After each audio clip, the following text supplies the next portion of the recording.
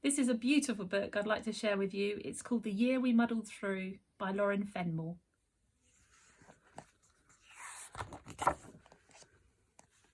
Someday when you're much older and much bigger than right now, you might just ask about the year the world turned upside down, when lots was lost but some things found in struggles steep uphill, when schools and shops and businesses all quietly stood still.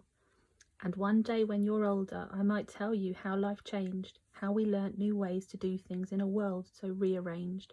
But while you're still so little, here's what I think I'll do. I'll tell you all the good things from the year we muddled through. Our roads became quite quiet, empty, free from the usual traffic. The buses, cars and motorbikes just disappeared like magic. It had never been so quiet. Things had never been so still. And when the darkness came and sleep arrived, all calm was until a family of foxes darted swiftly from the hedge. An owl swooped from the treetops and perched on a window ledge. The nearby flock of fluffy sheep escaped the farmer's pen and were followed by 4 pigs, 3 cows, 2 llamas and 1 hen. Lit only by a smiling moon, our roads came back to life. Without the usual noisiness, the animals ran rife. They danced across the garden fence and munched on all the green. They even clambered on the roof of number 17. And only on occasion was their night even disturbed, but no human dared admit they'd seen something so absurd. And so their party stayed a secret, no one knew about their fun, and the animals all scampered home with every rising sun. When morning broke and curtains drew, no one was suspected, the animals' shenanigans that happened undetected.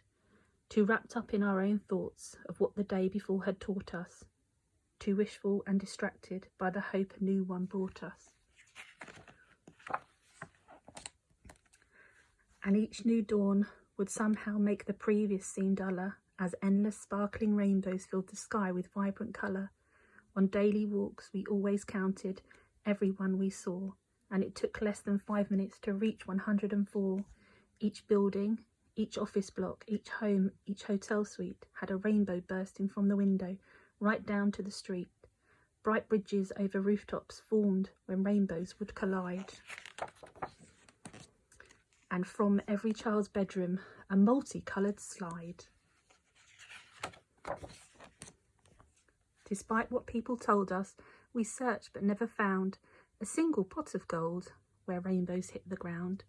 Instead, we find different kinds of pots containing treasures, the tallest ever sunflower, too high for us to measure. One grew above the houses, past the rainbows through the clouds, with giant leafy branches that could shelter any crowd. And people started thinking, shall we climb up to the top? Should we find a way to slow it down or try to make it stop?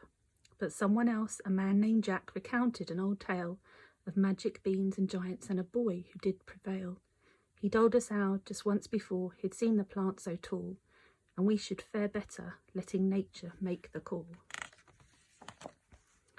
So we sat and we watched it growing, getting bigger every day, until the yellow petals grew to reach the Milky Way, and without the usual aeroplanes filling the night sky, as well as stars and planets, now a flower caught our eye, and these visions made us wonder which normality was tested.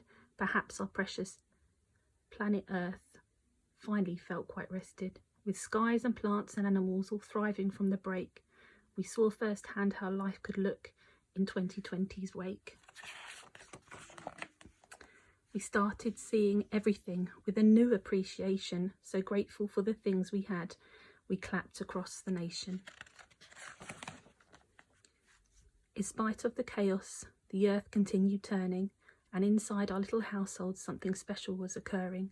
With every day and every week and every month that passed, someone quite miraculous was growing up so fast. In a world we weren't quite used to, at time of so full of fear, whilst everything felt muddled, I still look back on that year